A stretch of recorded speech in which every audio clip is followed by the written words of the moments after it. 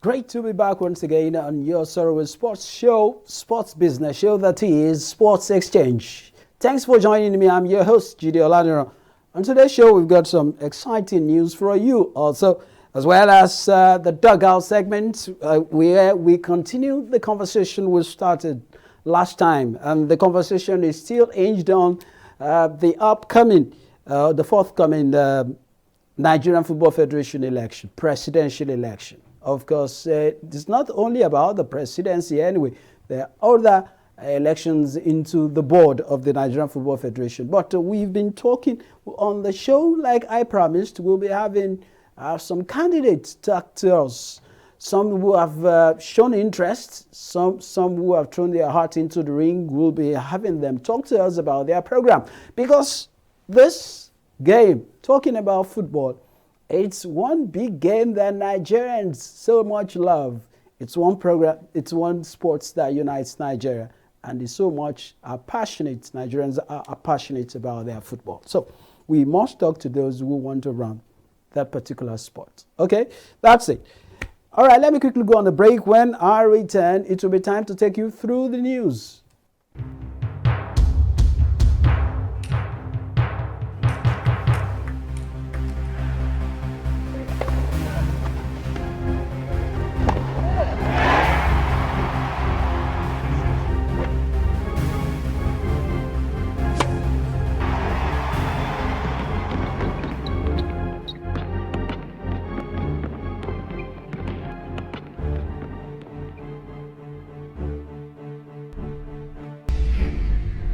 Fantastically finished.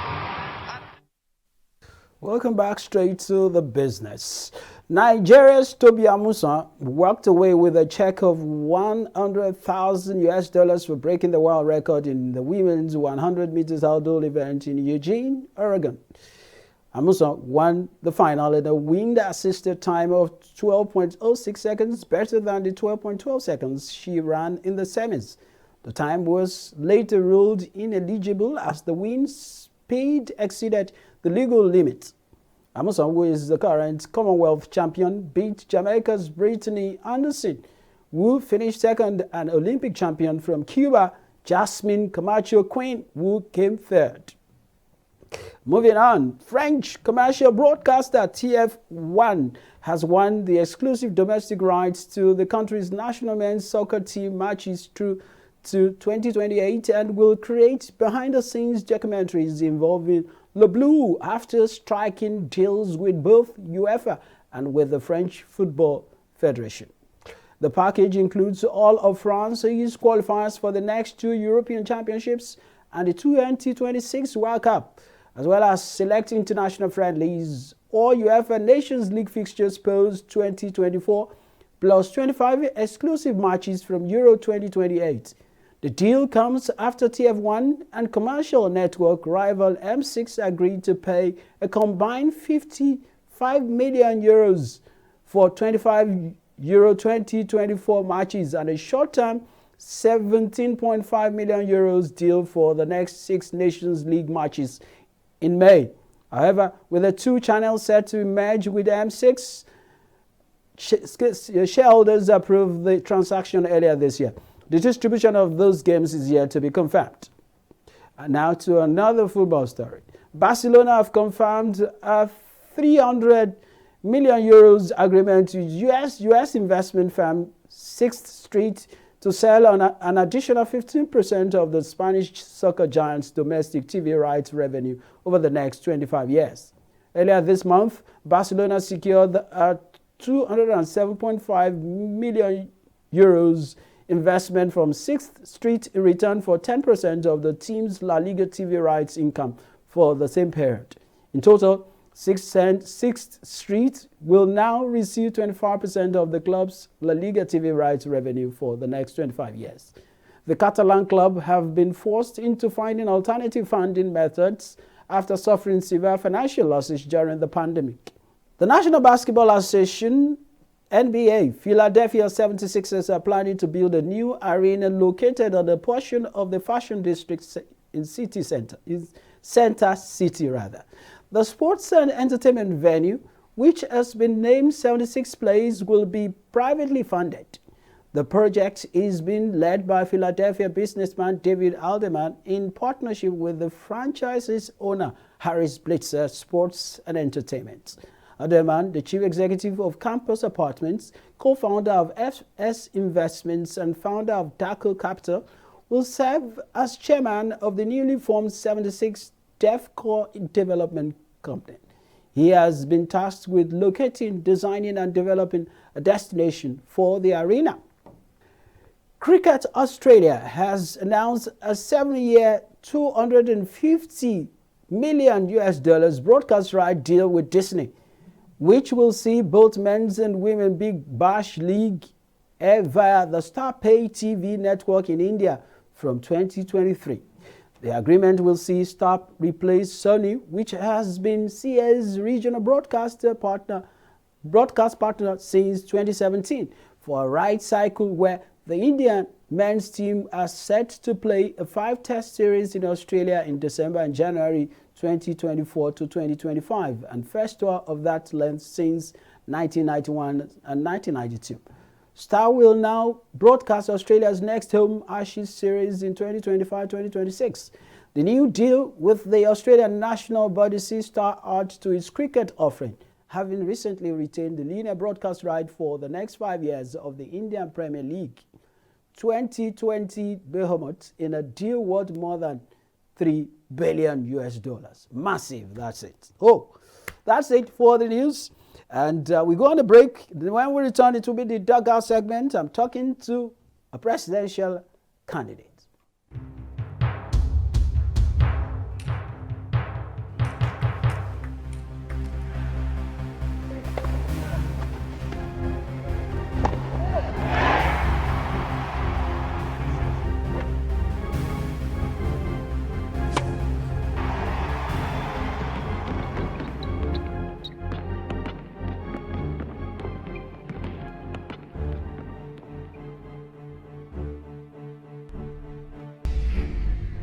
Fantastically finished. Yes, on the march again, and the Nigerian Football Federation is looking for a president that will succeed the current one whose tenure lapses in a couple of months from now, or weeks.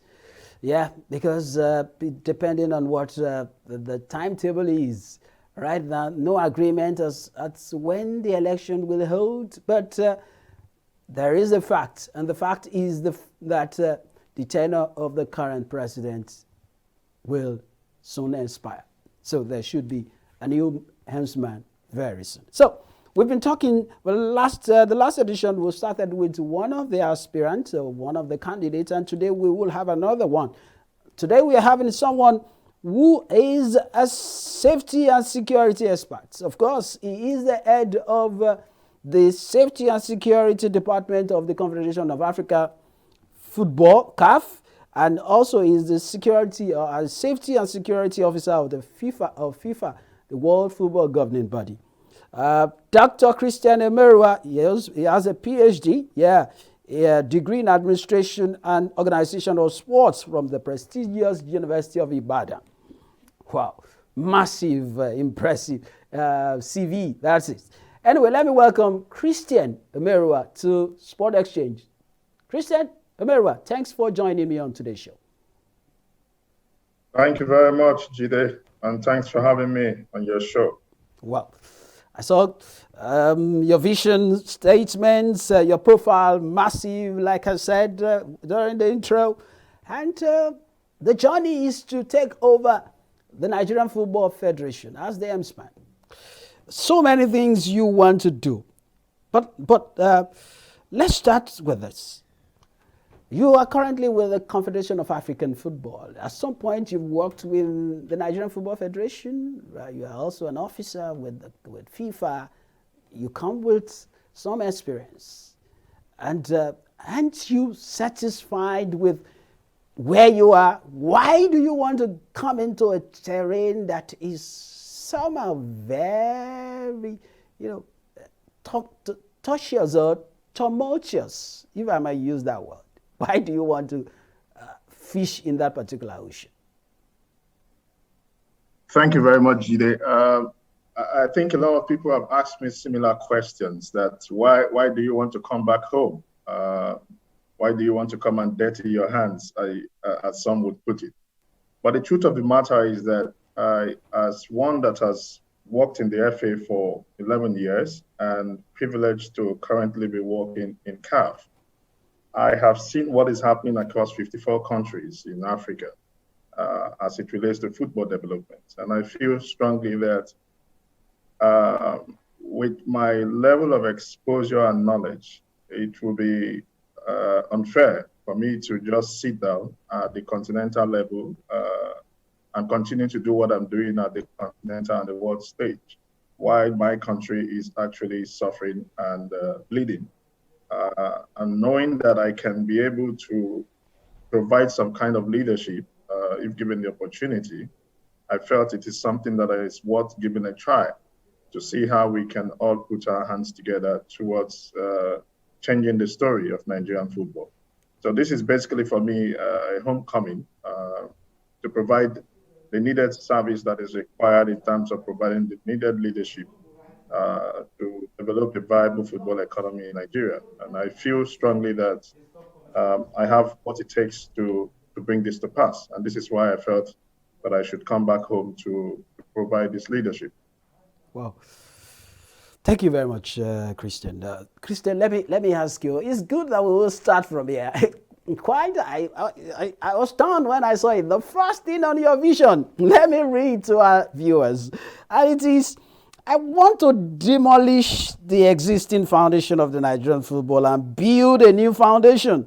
Wow, that means you're not really bothered. You're not bothered about ruffling feathers. How is that possible?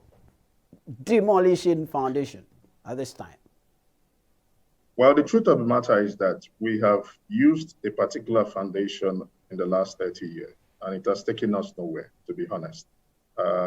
We continue to do the same thing over and over, and we are not heading anywhere. We are not ranked among the first 10 countries that is progressing from a football perspective.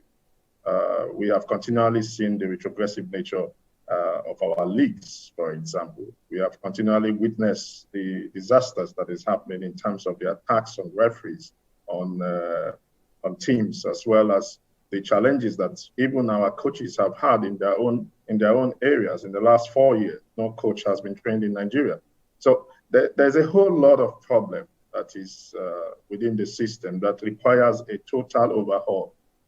We can't come and say we want to build on a foundation that is actually wrong. We need to really take off this foundation and start all over again. And this is the story I keep telling every football stakeholder that I have engaged in the recent past, that we cannot continue to do it as it has been. We have to change the story. We have to change the dynamics. Nigeria is a great country. We need to take our rightful place. And for us to do it, we really need to do things differently. I give examples. The people that are currently running the administration of football in the various states across the federation.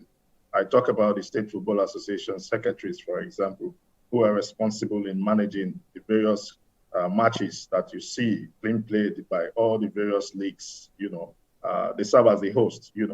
These guys have not been trained in recent times. In the last 30 years, I cannot remember any training on football organization for this group of persons.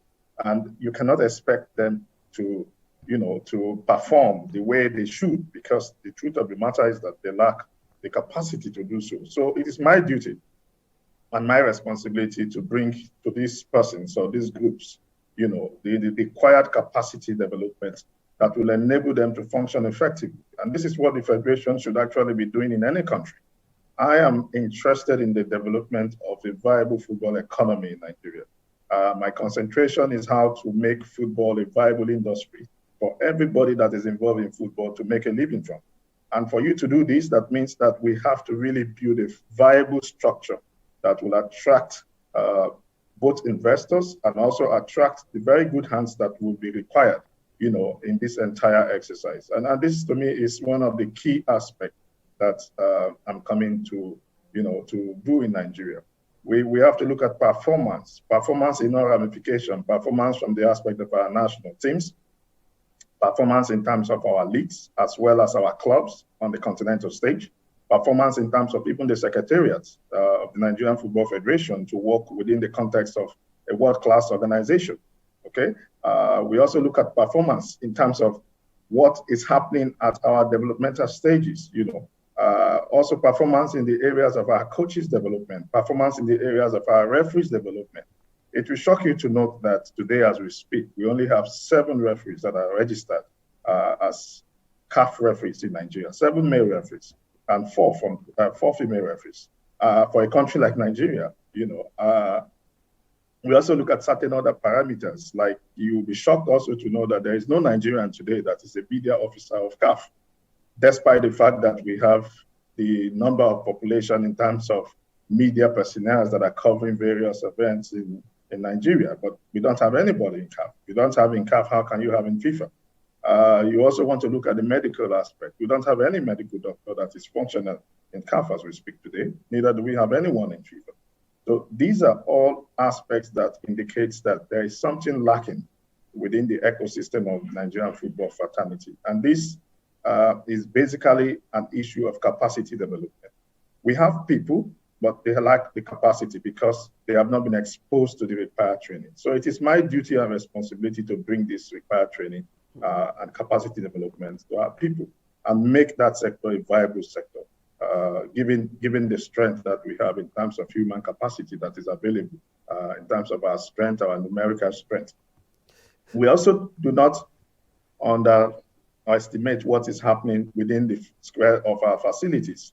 When you take a look at almost all the stadiums that is currently being used for our various league games, you find out that we have a big deficit in terms of facilities and infrastructures when it comes to football development. We cannot be playing football in the 21st century on undulating pitches, in pitches that are paving patches, in pitches that are waterlogged. I mean, this is an aberration for a country like Nigeria, and I would always want to compare Nigeria with some of the countries that are doing exceptionally well in football programs across Africa. I'm not even talking of Europe. I'm talking about countries like Morocco, countries like Tunisia, countries like Egypt, where you can look at these countries and look at the parameters upon which these countries are thriving and ask yourself, why can't we do better than what these countries are doing in Nigeria? You cannot find any pitch in Morocco, for example, that is not lush green. You can't find it. So the question is, what are they doing that we cannot do? You cannot find most of the Moroccan players looking for ways to get out of Morocco. Why? Because the leagues are viable and the monies are very good for the players that are playing in the leagues. And you look at the academy regulations in Morocco, you find out that academies are properly regulated. Everybody that wants to play football as a career has a place to plug into. Where does a child today in Nigeria who wants to make a career out of football, where will that child go today? Can you tell me where that child can go and be registered? I love the trend of thoughts because of time constraints, I quickly want us to touch some. There's this area, no doubt about some of those things you're reading out in terms of facts and some of the things you want to transform. But have you started engaging with, because these guys are the ones that will vote, the FA that you want to change their fortune, especially the secretaries, one of the secretaries you mentioned. These are stakeholders, they are the ones that will vote. Have you started talking to them, having interface with them, and what is the response like? I have spoken to every stakeholder in Nigerian football that is living today. I've spoken to those who are still active. I've spoken to those who are retired. And the message I pass to everyone, which I also try to speak to them, is that, gentlemen, I have worked in Nigerian Football Federation. I'm still a staff in Nigerian Football Federation. I'm on leave of absence without pay to CAF. I have worked there for 11 years. I know what the challenges are in Nigerian football. I have been privileged to work at CAF. I have seen what is happening within the continent of Africa. Nigerian football needs help. I know what the problems are. I know where we can source for this help.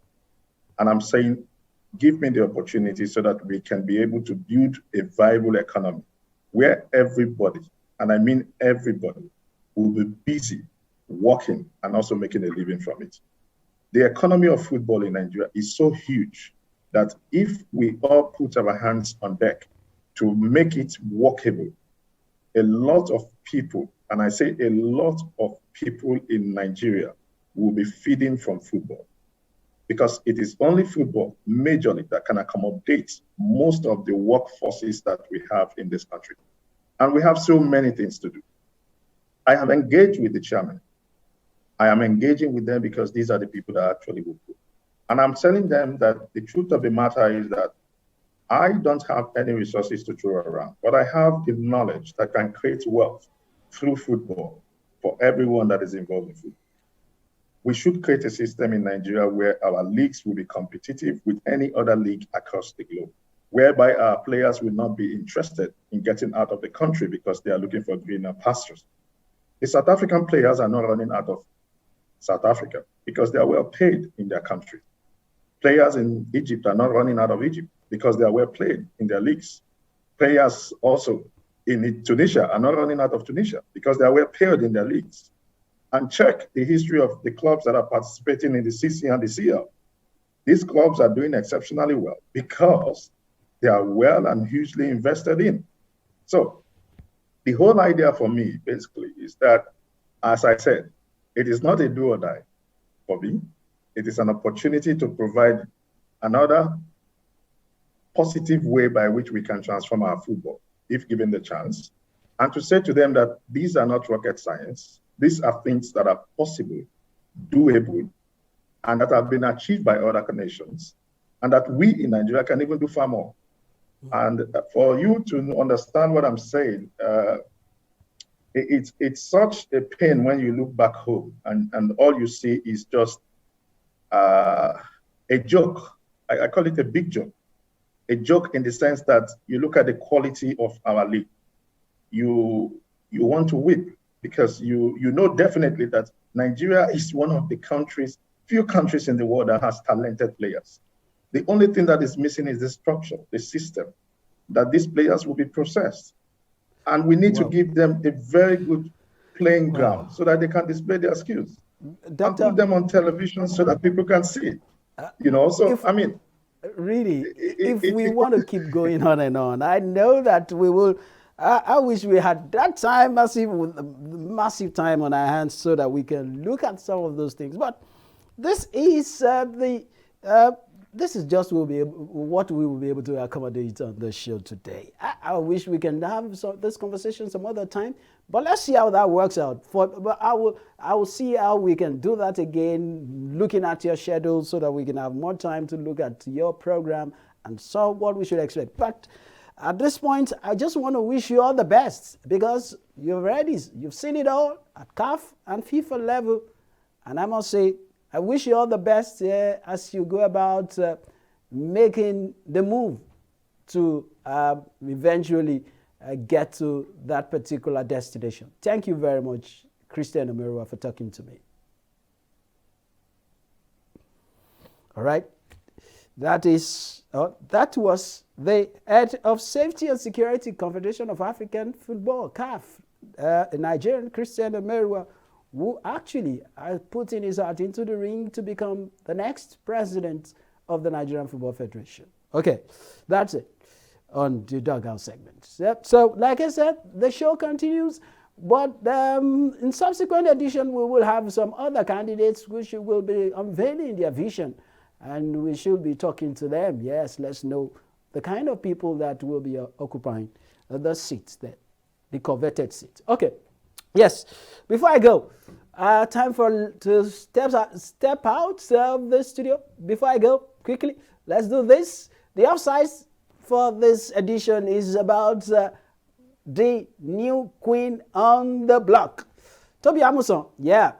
Nigeria has a new queen of track and field. She is 25-year-old Tobiloba Amuson, who became the world record holder and world champion at the just concluded World Athletics Championship in Oregon, United States. Toby, who, until that exceptional feat, the Nigerian, African and Commonwealth champion in the 100 meters hurdle, became an instant global brand after taking all our rivals to the cleaners, winning Nigeria's first gold medal at the World Championship in 39 years. Aside from a few men who have brand ambassadorial roles and sponsorship in athletics, the women struggle to get brand recall and recognition, which is long overdue. Toby, who predicted a reign years ago through a tweet, just did not happen on the world. She did not just happen on the world. Consistent knocks over the years have finally pierced through the ceiling. Yes, a consistent knocks over the years have finally pierced through the ceiling. Consistency, hard work, and luck, these three should attract the endorsements to the new Queen of the Block. Yes, Queen of the Block. Congratulations to Toby Amusan and to all the brands that are about to endorse her. All the best. Don't forget to join our conversation on our social media handles. They're there. And of course, on YouTube, TV360 Nigeria. Till I come your way next time, I'm yours truly today and of the future in sports business, Judy Olano, signing out.